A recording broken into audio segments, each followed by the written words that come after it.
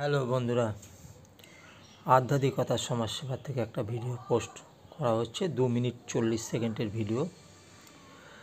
ঈশ্বর এমন কী জিনিস আছে যেটা ভক্ত বা সেবকদেরকে না দিয়ে লুকিয়ে রেখে দিয়েছিল, জানেন কি? তো অবশ্যই ভিডিওর মধ্যে এটা পাবেন।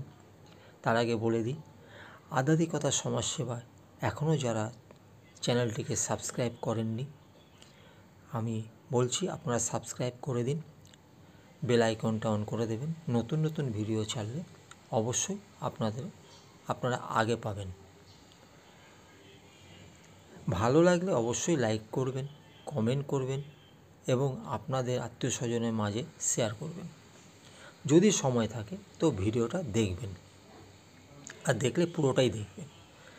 তো আমি কি বলেছি, ঈশ্বর এমন কী জিনিস আছে যেটা লুকিয়ে রেখেছিল, ভক্ত বা সেবকদেরকে দেয়নি। দেখুন, আমরা সবাই ঈশ্বরের ভক্ত, আমরা ঈশ্বরের সেবক।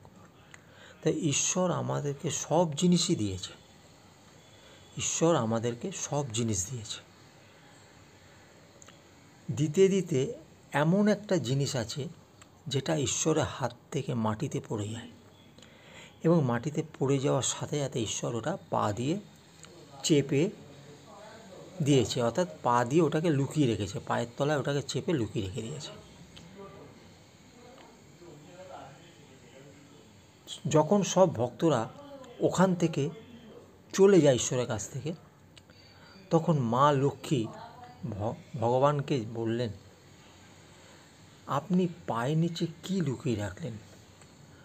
তখন ভগবান বললেন, মানুষ সারা জীবন যেটার জন্য দৌড়াদৌড়ি ছুটাছুটি করে, আমি সেই জিনিসটা লুকিয়ে রেখে দিয়েছি। তখন বলল, প্রভু তাহলে কী সেই জিনিস, একটু আমাকে দেখাতে পারবেন? তখন বলল, অবশ্যই দেখো, যেটা আমি পায়ের তলায় লুকিয়ে রেখেছি সেটা হচ্ছে শান্তির জিনিস। শান্তি, অর্থাৎ শান্তির জন্য ভক্ত সেবকরা ছুটোছুটি করবে, আর যখনই ছুটোছুটি করবে শান্তি পাওয়ার জন্য, তখনই আমাদের চরণে আসবে তারা। আমাদের চরণে এসে আমাদেরকে ডাকবে শান্তি পাওয়ার জন্য, আর আমাদের চরণে আসা মানে তারা শান্তি পাবে।